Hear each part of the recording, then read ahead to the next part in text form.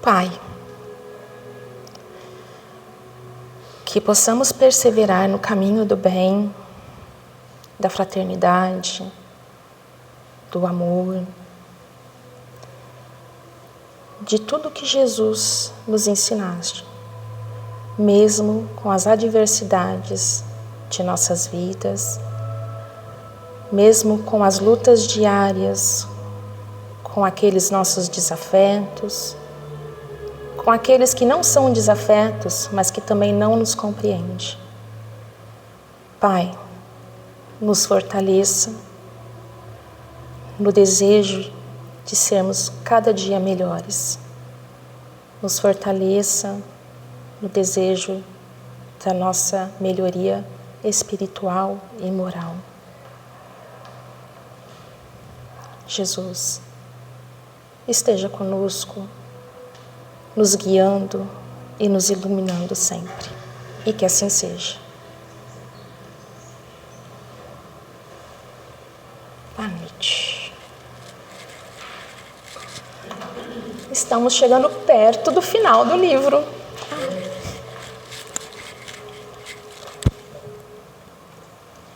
Pertinho. Lição 176.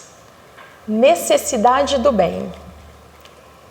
E eu diria que atualmente é mais do que uma necessidade. O bem é uma urgência.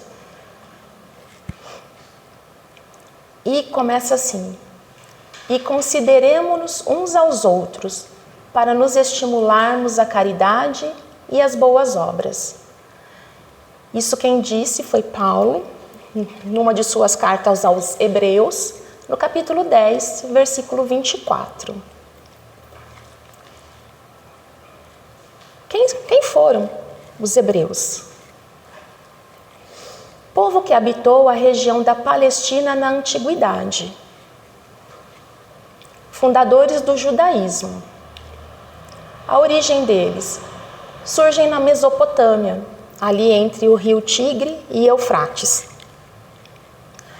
No ano de 1800 a.C., eles migram para a Palestina em busca da terra prometida, Canaã. São guiados por Moisés, eles levam ali 40 anos para chegar à terra prometida. Cativeiro do Egito, período em que os hebreus são escravizados no Egito. Moisés liberta os hebreus que retornam à Palestina. O Estado hebreu. Em 1000 a.C., as 12 tribos hebraicas unem-se numa monarquia. E o rei Salomão foi o seu principal líder naquela época. Reinos de Judá e Israel. Com a morte do rei Salomão, há uma cisão. Então, uma parte, Judá, fica no sul, no sul da Palestina, e Israel ao norte. Com essa cisão, eles ficam mais vulneráveis aos ataques. O legado deles, monoteísmo, um dos primeiros a acreditarem no Deus único, princípios religiosos e morais seguindo as leis judaico-cristãs. Então, o povo da antiguidade, os primeiros, e os judeus são os sucessores dos hebreus. Uma pesquisa rapidinha, a fonte está aqui, toda a matéria. E qual era o contexto histórico daquela época, quando Paulo deixa essas cartas aos hebreus? Eles enfrentavam perseguição e provações. E alguns estavam considerando abandonar a fé cristã para retornar ao judaísmo tradicional. Nós sabemos que os primeiros cristãos foram perseguidos duramente. Ninguém queria essa mudança, essa transformação. Eles queriam continuar nos velhos hábitos. E voltando de novo ao versículo: e consideremo-nos uns aos outros para nos estimularmos à caridade e às boas obras. Dentro de todas as definições do verbo considerar, a que eu achei mais adequada é essa daqui. Considerar é olhar com atenção. com minúcia. E aí, como é que eu olho a mim? Porque ele fala, consideremos-nos uns aos outros. Como eu olho a mim e como que eu olho os outros ao meu redor? Qual é o meu olhar? O meu olhar, ele é negativo? Ele é positivo? Eu vejo só o lado ruim das pessoas? Ou eu procuro enxergar o que elas têm de bom? Eu só vejo defeitos em mim ou eu consigo enxergar as minhas qualidades? Eu olho com julgamento ou eu procuro entender as dificuldades, as fraquezas das pessoas que estão ao meu redor? E as minhas também. Eu busco apoio para mim, eu busco apoiar o meu semelhante. Então, como que é que eu considero as pessoas? E ele fala da caridade e das boas obras. Caridade, segundo Jesus, nós sabemos, né? Benevolência, indulgência e perdão. Mas o que é benevolência? É só fazer um bem aqui, uma obra assistencial aqui, de vez em quando? E que está tudo certo? Não. É predisposição constante para o bem e o desejo de felicidade do próximo, independentemente de quem seja. Não importa quem ele é, qual é a posição que ele ocupa, se é rico, se é pobre, se é negro, se é pardo, não interessa. É fazer o bem e sempre, na constância. Indulgência, compreensão e tolerância para as falhas e imperfeições alheias. Eu preciso exercitar isso. Então, eu consigo olhar e entender que o meu irmão erra, que ele pisa na bola? Eu consigo olhar para mim e entender que eu também piso na bola? Lógico que comigo eu vou ter que ser um pouquinho mais severa, né? Agora com o outro, não. Geralmente acontece ao contrário. Sim, eu dou aquelas desculpas para mim e para o outro, eu sou a juíza, né? Eu já julgo, sentencio e já quero até executar a pena. É mais sério ainda quando a gente fala, eu me julgo mais do que eu julgo o outro. Às vezes isso não é, né? Verdade. Eu me cobro mais do que eu cobro do outro. É bem difícil isso acontecer na prática. Na prática, sim.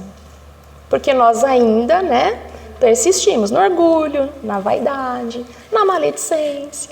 Então, assim, tudo é o outro e eu não, eu anjinho. Perdão. A atitude consciente de libertar-se da mágoa, do ressentimento ou do desejo de vingança diante de uma ofensa, erro ou sofrimento causado por outra pessoa ou por mim mesmo. Será que eu consigo me perdoar das minhas falhas, das minhas faltas? Então, isso é caridade. E as boas obras? Todo e qualquer trabalho no bem. Dar bom dia para uma pessoa que está passando na rua é um trabalho no bem? É. Eu não sei como que ela está. De repente, o meu bom dia pode fazer diferença na vida dela. Ler para uma criança que ainda não aprendeu a ler, para estimulá-la, é um trabalho no bem? É também. Uma aluna minha sábado falou assim: "Ô teacher, eu agora sou CLT. Então, a minha mãe agora fez uma listinha das minhas tarefas diárias. Aí eu falei assim, e o que você tem que fazer? Ela falou, então, eu tenho que manter meu quarto organizado, eu tenho que lavar a louça, nananana. Eu falei, nossa, mas você está cooperando com a organização da sua casa. Você está ajudando. Eu falei assim, você está fazendo um trabalho no bem. Falei isso para ela. Ela olhou assim, mas... Aí ela, você tem razão, teacher, eu estou fazendo uma coisa boa. Trabalho no bem. Ela começa de pequenininho. Apesar dela ter usado, né, o termo CLT. E aí a outra, né, só para descontrair, a outra colega falou assim, eu sou CLT, olha, já faz tempo lá na minha casa. Trabalho no bem. Então, boas obras. Mas ele fala também que eu tenho que estimular, o estímulo de uns aos outros. Como que eu posso estimular alguém? Eu posso estimular apenas com palavras. Olha, Giovana, vai lá no orfanato, vê lá como que é o trabalho lá, vai lá. Você não disse que você queria se engajar em alguma coisa? Vai lá. Ô, dona Carmen, olha, eu tô com uma vizinha ali que ela não tá muito bem, a senhora não quer ir lá levar uma comidinha para ela, não sei o quê. Eu posso estimular a pessoa só com palavras. Ela decide se quer fazer ou não. Mas eu posso fazer melhor ainda, com palavras e atitudes e ações. Olha, eu vou até o orfanato brincar com as crianças. Eles permitiram, uma vez por mês, que voluntários vão até lá brincar com as crianças. Você não gostaria de ir comigo para ver como que é o trabalho lá naquele orfanato? Eu tenho uma amiga que está acamada e ela gosta muito de ler. Mas como ela está acamada, ela não está conseguindo ler. E eu vou lá ler um livro, um romance que ela estava lendo e que precisou parar. Você não gostaria de ir comigo? Porque nela vai se sentir feliz, confortável, afagada. No centro espírita que eu frequento, tem um estudo do Evangelho muito bom. Você disse que gostaria de conhecer o lugar que eu frequento. Quer ir comigo? Maneira de estimular alguém. E Emmanuel começa o texto assim. Muitas instituições da vida cristã, respeitáveis por seus programas e fundamentos, sofrem prejuízos incalculáveis em razão da leviandade com que muitos companheiros se observam uns aos outros. Muitas instituições da vida cristã. Tá, eu posso pensar nos templos, né? Numa igreja, numa casa evangélica, na minha casa espírita. Mas instituições não é só isso. Instituições são escola, é uma instituição. Família também é uma instituição. Uma universidade, um banco. E eles têm, né? Tudo programa de como vai funcionar, tudo definido, tudo muito certinho. Mas, por conta da minha leviandade, da imprudência de muitos companheiros, isso aqui, esses programas que parecem funcionar tão bem, podem deixar de funcionar tão bem assim. Por exemplo, lá na Casa Espírita. A Casa Espírita está organizando uma campanha de doação de alimentos. Então, a Casa Espírita, essa determinada casa, todo ano ela faz. E vai fazer esse ano novamente. Acontece que um dos voluntários, ele chega atrasado, ele já começa aí, né? Ele chega atrasado, não sabe nem do que está acontecendo ali na reunião. E ele, ao invés de focar no planejamento, se inteirar do que já foi falado ali, não. Ele fala assim, na campanha do ano passado, não foi muito bem organizada, sabe? Eles não montaram a cesta do jeito que tinha que montar, não fizeram a lista lá das famílias. Começa a falar. O que acontece? O companheiro que está ali do lado dele, ele pode se sentir desmotivado, principalmente se for a primeira vez dele. Ele vai falar assim, mas como? Não tem planejamento, desorganização? Eu não sei se eu vou querer ficar.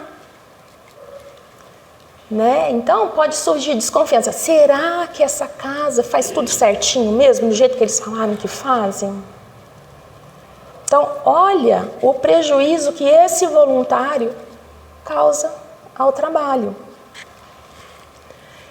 Ao invés de todos focarem para fazer um trabalho melhor, mesmo que tenha acontecido falhas no trabalho anterior, mas vamos focar em fazer algo melhor, mais produtivo? Não. A gente fica gastando tempo e energia falando lá da campanha do ano passado. E aí, muitos podem desistir. Uma outra coisa também que pode acontecer, vamos imaginar ali a família, dentro de casa, que é uma instituição. A esposa está tendo alguma dificuldade ali com o filho na comunicação. Vamos pensar nos adolescentes, que é um pouquinho difícil a comunicação. O marido está ali observando essa mãe ali com esse filho. Ao invés dele tentar se juntar à conversação ali, aquela discussão, para tentar amenizar os ânimos, chegar num consenso, ele pega e fala assim: mas Maria, você é muito mandona. Pedrinho, você não tem jeito, você não obedece sua mãe. Houve observação aí minuciosa? Não. Ele olhou de longe, não se inteirou e, ao invés de contribuir, atrapalhou. Ele complicou a situação. Então, é o que muitas vezes a leviandade causa nas relações, nos trabalhos.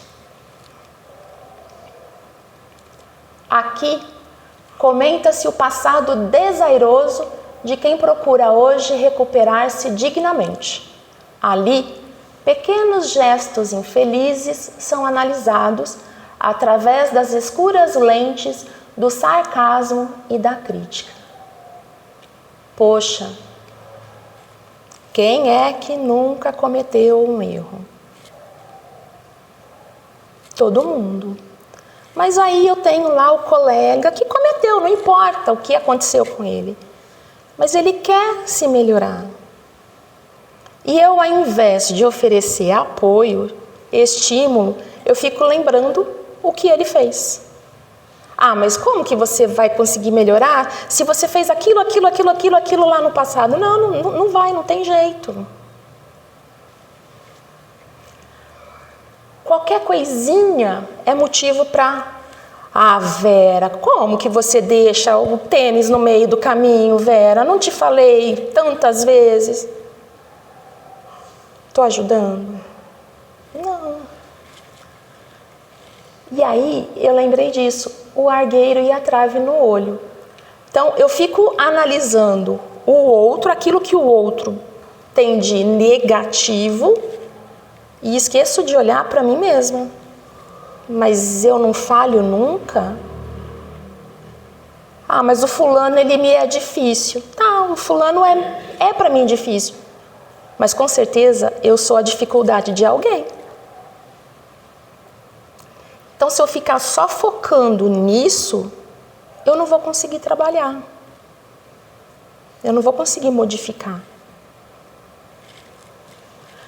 Mas que coisa, né? Assim, vendo aí. Como que o passado condena? Falando assim, né?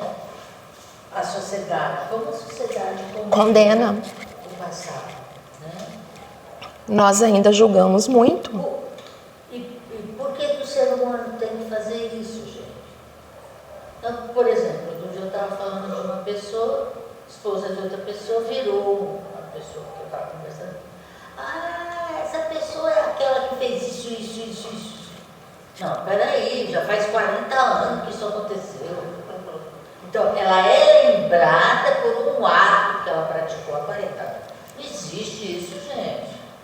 E tudo aquilo que ela fez de bom não é lembrado, é como se não existisse. É uma falha dela, a gente fica ali. Então, realmente, isso é verdade. Aqui comenta-se o passado desairoso.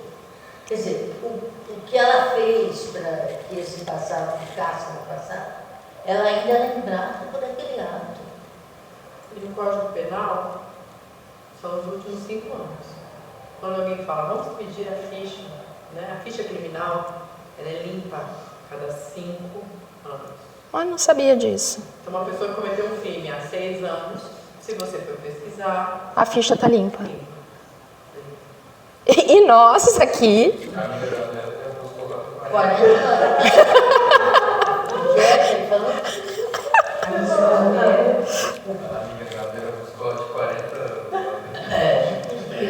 Tá vendo? Olha Tá. que interessante como não é a primeira lição, mas aqui cada uma tem um aspecto particular, né?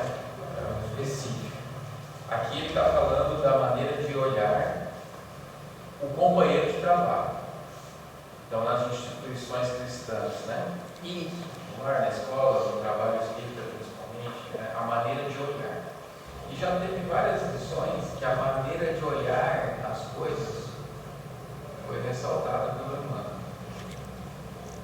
Então, como é importante olhar do jeito certo e como é perigoso você olhou e já tem uma sentença, né? Mal olhou, nem olhou direito, mas aquilo que você viu, entre aspas, você carrega como verdade e pronto. E pronto. A primeira impressão, vamos falar assim. A primeira impressão é que fica. Do popular. Então, se o companheiro aqui agora, mal vestido, embriagado, falando alto, né, eu tenho um olhar. Às vezes não é tão explícito assim a desconexão, né, com o ambiente, com o momento e tal. Às vezes é um detalhe, mas eu estou olhando. Então, como olhar para as coisas é o primeiro passo para conseguir fazer alguma coisa. Porque se eu olhei para a Vera e falei assim, nossa, que chato, eu já bloqueei todas as outras possibilidades. O meu pensamento já está trabalhando com aquela observação e aquela é definida como verdade. Mas aí eu vou precisar, talvez, de experiência, talvez de situações, não sei o que, eu vou conviver com ela para tentar desconstruir aquilo. Então, a maneira como nós observamos o mundo, a vida, a mim mesmo, o meu semelhante, que é a lição de hoje, define muita coisa. Define muita coisa, né? É muito importante. E a maior, eu falo isso porque eu quero dizer assim, a maior parte de nós mesmos, a gente está sempre trabalhando no nosso pensamento com o material que a gente tem, com as observações que eu fiz. Então, a observação, ela é tratada por nós aqui dentro como um fato. Fato é uma coisa que é e não muda. E não é assim. Ela sempre vai ser o meu ponto de vista. É o seu ponto de vista. Vai ser sempre o jeito que eu vi e não a verdade. É como aquela imagem daquele estudo, né? Então, quem olhava a mulher pecadora na praça lá com Cristo, via uma pessoa prostituída. Certo? O que o Cristo via? Um espírito de experiências difíceis, necessitando de auxílio, de amor. E o que eu vejo quando eu olho para o meu irmão? É isso que é importante. O que eu estou vendo? Como eu estou vendo o outro? Isso muda tudo, né? Desculpa. Não, imagina. E aí entra a importância de nós nos conhecermos. Eu preciso me conhecer, entender como que eu funciono, para poder entender como que o outro funciona. Mas está piorando um pouquinho mais, né? Faz a observação equivocada, porque aí sai disseminando. Não, só comenta escondido, né? Sem falar para a pessoa. Não, para a pessoa eu não falo nada, mas assim, no Jornal Nacional eu coloco para todo mundo. Então assim, nós somos... agora tem os bloqueios. Entra na lista de ex-amigo, ex-colega de trabalho, ex-companheiro, excluir da vida, né? Mas quando eu faço isso, eu me bloqueio, né? Eu sou o primeiro, né? Por quê? Porque eu bloqueei a possibilidade de viver a experiência do amor. Se eu nasci para isso, e eu tenho necessidade disso, para me sentir um espírito em evolução, eu me bloqueei na minha capacidade de amar. E eu vou ficar infeliz. Isso gera No desconforto. longo prazo, porque eu não estou dando a possibilidade do outro entrar na minha vida com um olhar diferente. É porque se eu tenho essa visão de estar sempre julgando à primeira vista, então eu chego aqui, não fui com a cara dela, então tá, pronto, já bloqueei, excluí, eu vou sair perdendo. Ela não, ela segue a vida dela. Mas como tudo acontece nas relações, aí na minha próxima relação com a pessoa, a dela diz, não serve para mim também não. Aí pronto, pum. Então, como que eu vou expandir virtudes, potencialidades, se eu estou sempre bloqueando? E sempre falando que o problema é o outro. Mas eu nem conheci o outro, eu nem dei a chance dele se mostrar. Então o problema está em quem? Sou eu. A gente até conheceu e bastante. Mas o outro carrega muito da infância, da dor dele da infância. A psicologia fala muito nisso, né? Nós carregamos as nossas dores da infância até na vida adulta. Só que às vezes a minha dor da infância esbarra com a dor da infância do outro. E aí dá conflito. Porque às vezes a gente conhece. Às vezes é de pertinho mesmo, de casa. Não é? Sim. E aí como que a minha criança ferida vai lidar na vida adulta com outra criança ferida que também é adulta? Aí fica de mão, não, você me magoou, não, você me magoou primeiro, então agora eu fecho as portas para você para sempre e a gente não conversa mais. Nunca mais. E vira inimigo. Inimigo. Só que vai chegar um determinado ponto da nossa caminhada que eu vou ter que acertar isso. E ou A ou B, um vai ter que ceder, alguém vai ter que dar o primeiro passo. Por isso que é fundamental a gente se dar ao direito de sentir um incômodo que o outro causa em mim. Porque se a Ana Paula me incomoda, tem algo em mim que eu preciso olhar com mais atenção. Entende? Então, assim, eu preciso aprender que viver necessariamente vai ter momentos de dor. E está tudo certo. E está tudo certo. Porque a dor é um processo de crescimento do espírito. Quando eu falo dor, eu estou falando das grandes dores. Estou falando dos pequenos incômodos também. Então, um pequeno incômodo que às vezes a gente chama de eu não simpatizei com ele. Mas é porque ele gerou algum incômodo. Se eu não reconheço que gerou um incômodo e trabalho aquilo dentro de mim para viver, me dar a possibilidade de viver algo diferente, então é como você falou, a gente falou, bloqueia. Então eu preciso me permitir viver a experiência e sentir o incômodo que o outro me causa. Por isso que eu reencarno, formo família e tenho que aguentar o meu marido por tantos anos. Porque aquele incômodo, ele tem que acontecer. Ele tem que acontecer. E ai do espírito que não aproveitou a oportunidade e passou a vida inteira. Estou aguentando até a final, né? Quando acabar eu estou livre. Na próxima eu venho com outro. Na próxima eu venho com outro. Graças a Deus estou livre dessa. Não dá nada. Para nada. Não dá nada. Porque o trabalho que era para ser feito, todo o investimento que foi feito, todo aquele momento de paixão que viveram por alguns anos, todo se dilui. Filhos e tudo mais, para acontecer, foi jogado por água abaixo, se não aconteceu a transformação, de aceitá-lo do jeito que ele é. Todo errado, no sinal. Por isso que tem o tempo, né? Por isso que tem o tempo. Por isso que precisa do processo do tempo.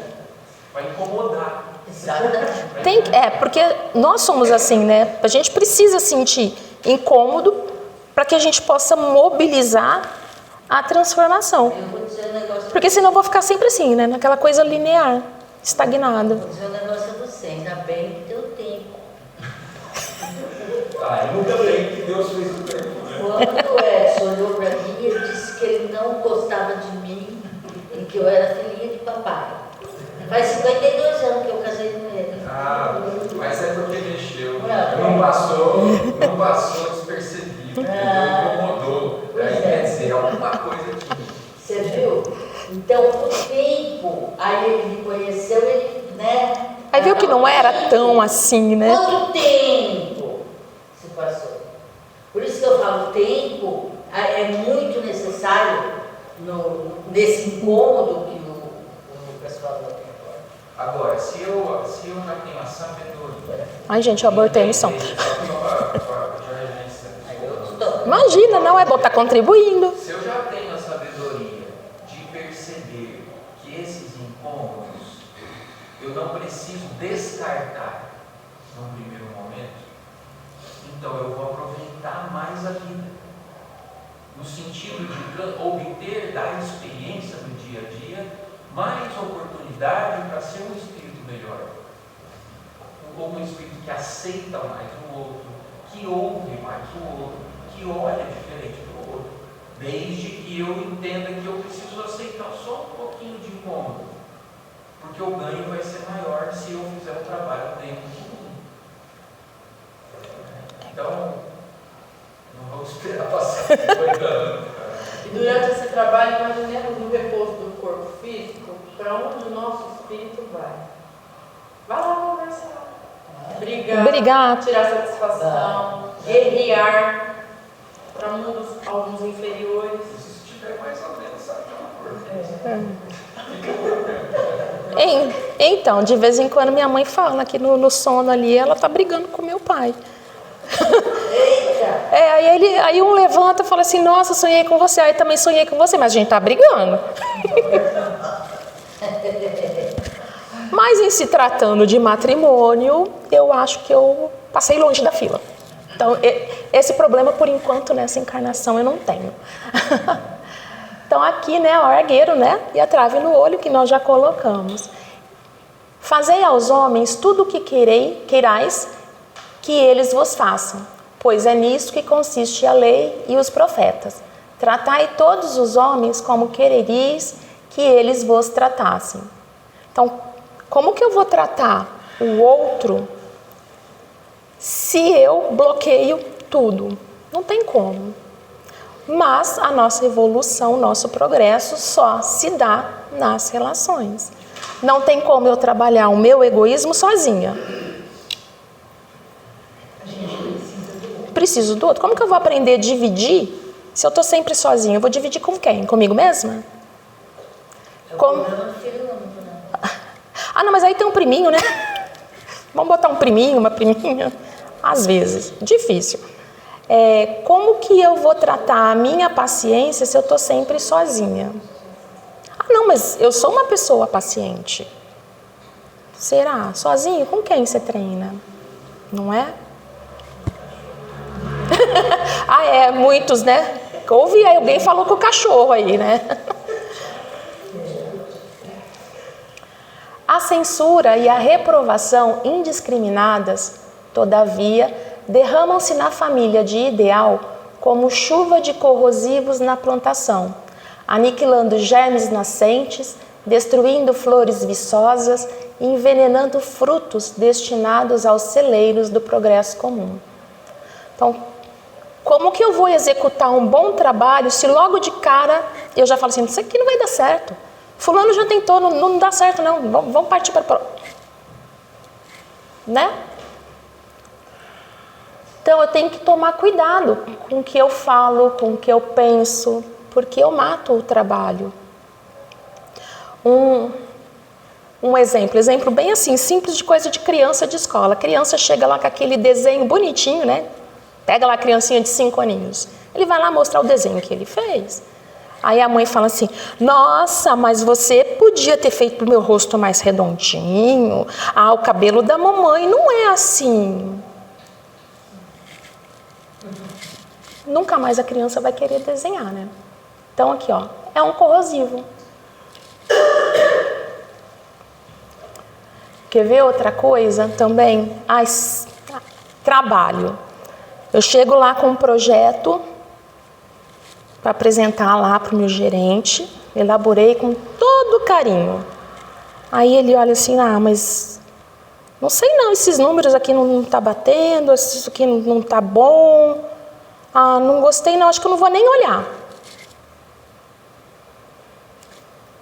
Matei o trabalho do colega ali com poucas palavras, né? Então, aquilo que poderia ser útil, bom, acaba, né, não dando certo. Outro exemplo também que eu pensei, eu chego, né, em alguém e falo assim, eu não entendo muito de Excel e eu acho que eu vou ali pedir uma ajuda para a Joaninha. Aí a Mariazinha fala assim, ai, você vai pedir ajuda justo pra Joaninha? Mas ela é chata, ela se acha. Você vai lá conversar, você tem certeza? Mas você entende de Excel? Não entendo, então eu vou ter que ir lá falar com ela. Eu, se fosse você, não ia. Aí, de repente, eu vou lá conversar com Joaninha. E descubro que Joaninha não é tudo aquilo que Mariazinha falou, não. Aí eu volto lá e falo assim, Mariazinha, eu acho que a gente deveria considerar, viu, a Joaninha. Porque, olha, ela entende tudo de Excel, ela me ensinou ali, eu entendi rapidinho, fiz a planilha bonitinho. São exemplos bem simples, viu, gente? Imaginem coisas, né? Nunca é demais repetir a necessidade de perdão, bondade e otimismo em nossas fileiras e atividades. Bom, repetir a necessidade de perdão. Mas para eu perdoar, eu preciso perseverar. Porque ninguém perdoa da noite para o dia. E pedir muita ajuda para Deus. Sim, muita oração, muita prece, muito evangelho. Para poder fazer isso aqui, mas eu tenho que perseverar. E como que eu faço isso? Todos os dias exercitando, todos os dias. Mas hoje eu não estou muito afim, não estou me sentindo muito bem. Eu não quero conversar com a minha esposa, por exemplo. Eu não quero conversar com ela. Ela é uma pessoa muito difícil, eu não estou bem. Tudo bem, não conversa hoje. Mas amanhã você vai ter que conversar com ela. Você não quer ter uma relação melhor com ela? Quero. Então perseverança. Estou fazendo um curso do Rossandro, que ele diz que não existe perdão de verdade sem você passar pela raiva. Você tem que se permitir sentir raiva. Muitas vezes, ódio. Mas essa fase tem que passar. Ele fala que o início, não tem como você fugir. Para trabalhar o perdão, você tem que passar por essa fase. Olha que interessante. Fazer oração. Então, você vai fazendo oração para aquela pessoa que te magoou.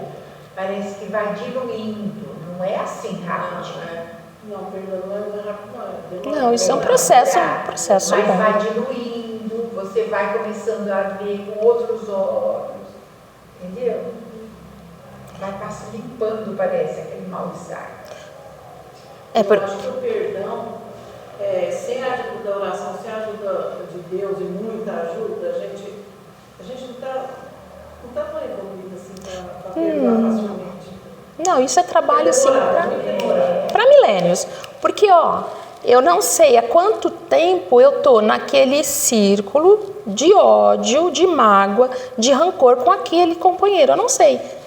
Porque, graças a Deus, nós não lembramos de tudo. Mas, é longe, vai demorar. O processo é árduo. Mas se eu pensar que, é difícil, vai demorar milênios, eu nunca vou dar o primeiro passo. E percebam que eu tenho dificuldade com uma pessoa X. Eu não consigo, de jeito nenhum.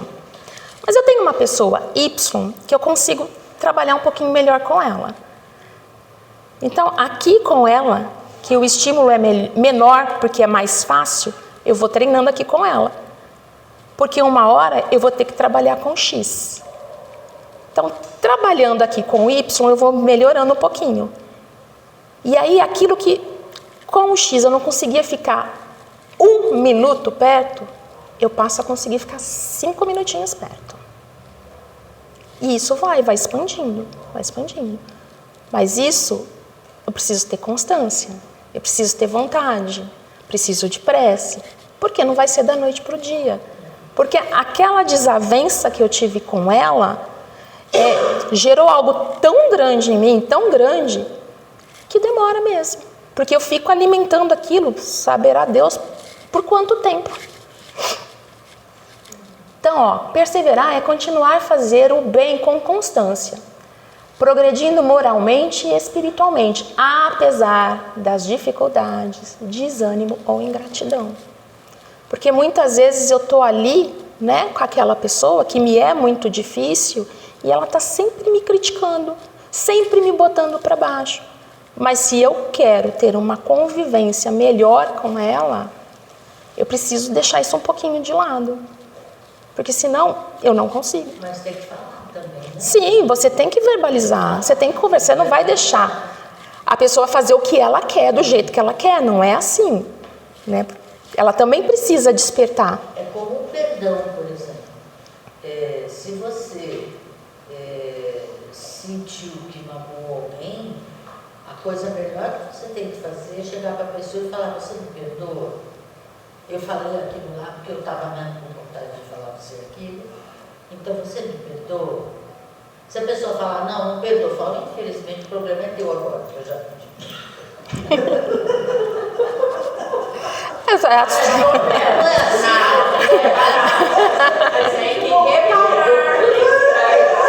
Você vai ter que reparar. Olha a reação, tá vendo? Como é legal a reação?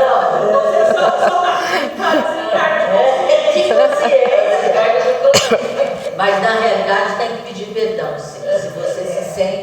Se você se sente que você de deve. coração, agora falando assim, sem brincadeira, de coração, pedir perdão à pessoa, entendeu? Você fica mais leve, você sente que você fez o primeiro a ser beneficiado é aquele que vai até lá pedir. O Chico uma vez falou para uma senhora, ela convivia aos trancos e barrancos com o marido, como na maioria de todos nós, né? Aí chega um tempo, o homem doente, e aí acaba morrendo. Aí o Chico, ela frequentava lá, e a senhora, como é que está? Ai, graças a Deus, estou bem. Ai, que bom, né? Teve uma passagem até boa, né? Mas ele foi amparado. Ai, graças a Deus, estou livre. Aguentei ele até o final, né? Então estou livre. Dessa eu não carrego mais. Ele falou: minha irmã, minha amiga, que engano. Na próxima você vem de novo com ele. Aí você vai conviver, aprender a conviver bem, aprender a amar, a perdoar, a ser paciente. Porque só suportar não adianta, né? Você suportou, mas não trabalhou o amor, então. Mas ela achava que suportando, separando o homem, né? Sim, mas acho que muitos de nós, a maioria de nós, acha que, né? Então vai depender do trabalho que eu estou fazendo, do tanto que eu me conheço, porque senão eu vou achar, né? A maioria fecha as portas, fala: eu te perdoo, mas eu fecho todas as portas da minha vida para você, dependendo do tamanho da dor. Não desejo mal, mas eu fecho todas as portas por medo, por amarra. E por enquanto está tudo bem. Porque se a pessoa não dá conta, como que eu vou forçá-la? Ela não dá conta. Uma hora vai ter que acontecer. Não acontece. E aí você fica ali naquele peso, naquele tormento. Se uma hora pode ser daqui a pouco. É uma hora, porque se queremos atingir a perfeição, a gente precisa trabalhar. Como irmão. De um jeito ou de outro, aquela pessoa chega até nós. Porque se fosse cônjuge, namorado, ia tudo largar. Aí irmão briga, né? Irmão briga. Não tem como, né? Não existe ex-irmão. Não tem ex-irmão. Então, continuar fazendo bem. Como que eu posso fazer isso nas relações com pessoas difíceis? Agir com calma e compreensão. Porque se eu dou conta já de fazer isso, mas ele não dá, ele explode, então seja eu a agir com mais calma, com ponderação. Oferecer ajuda, ser paciente e amoroso. Aí ele não vai querer ajuda. Ele vai falar: sai de perto de mim que eu não quero nem te ver na minha frente. Você sai. Dá-lhe 5 minutos. Olha, vamos conversar? Vamos tentar se acertar? Principalmente se eu moro na mesma casa que a pessoa. Porque se eu estou no meu trabalho, eu vou embora, a pessoa vai embora, a gente dorme, reflete, no dia seguinte a gente conversa. Mas e se eu moro na mesma casa, como é que faz? E pessoas difíceis, a gente sabe onde elas estão, né? Bem pertinho, bem coladinho. O abandono de vício, físico ou moral. Não desistir diante das recaídas. Então, imagina que eu tenho o vício do álcool, mas eu decidi que eu quero parar. Vai ser da noite para o dia? Não. Vou precisar de ajuda? Vou. Vai ter hora que eu vou ter aquelas crises de abstinência e vou explodir. Ai, não, daquele impulso, eu vou catar e vou... Não. Aí eu vou ter que tentar controlar. E se por um acaso eu recair? Aí eu vou ter que parar, pensar o que foi, qual foi o gatilho que me levou a beber de novo. E recomeçar. Dá trabalho? Dá. Causa dor? Causa. Mas se é isso que eu quero... E se esse vício está em alguém próximo a mim? É a mesma coisa. Se ele recair, eu tenho que estar ali disposta a ampará-lo.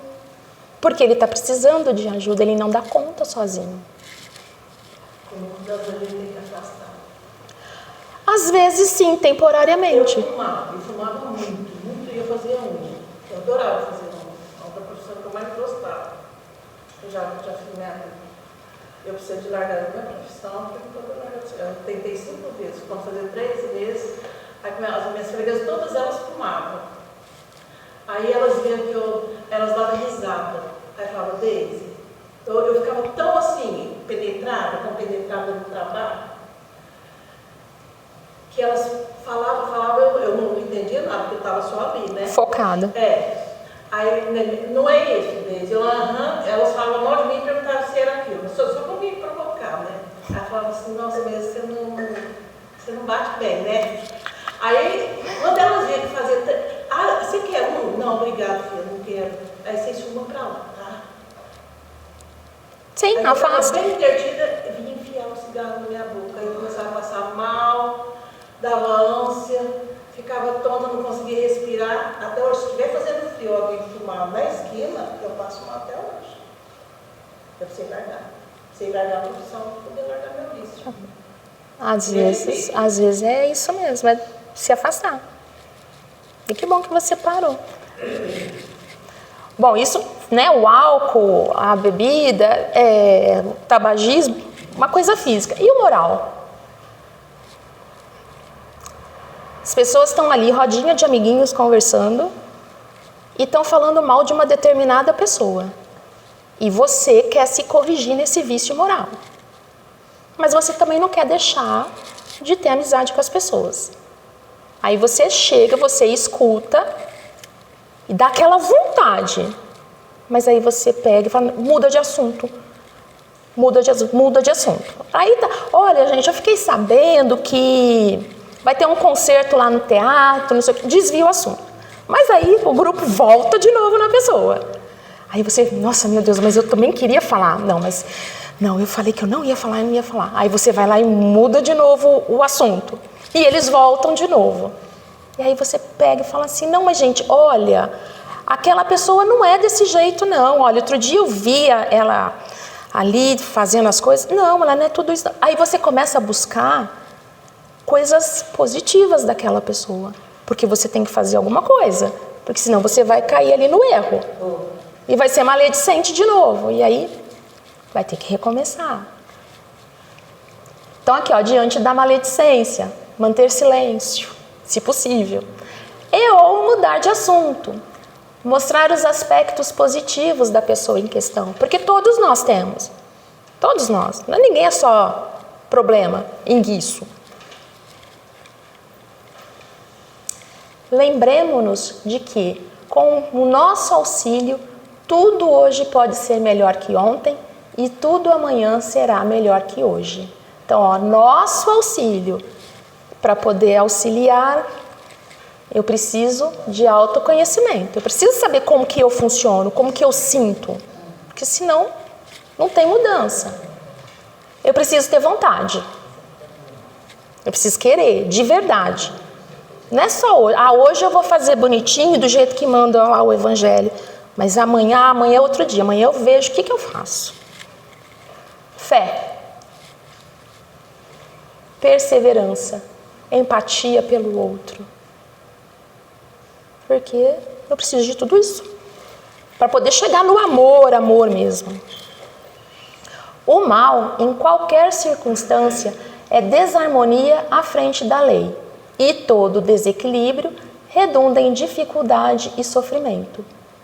Examinemo-nos mutuamente, acendendo a luz da fraternidade, para que a fraternidade nos clareie os destinos. Sem perseverança no bem, não há caminho para a felicidade. Então aqui ele já até dá a receitinha de como fazer.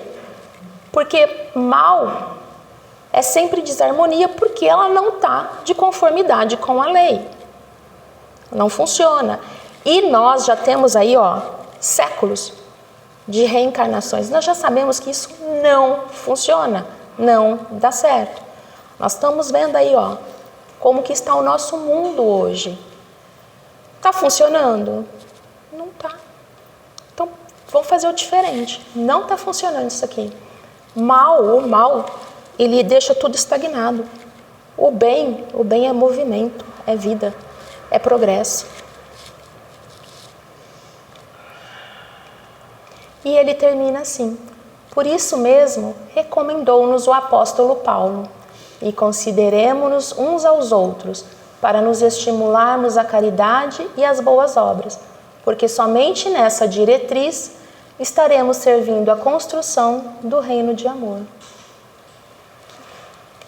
Vamos exercitar a fraternidade, caridade, vamos nos unir para que possamos fazer com que o nosso planeta seja um planeta melhor e que ele definitivamente comece esse processo de regeneração. Era o que eu tinha para hoje. Vera, você faz a prece? Faço.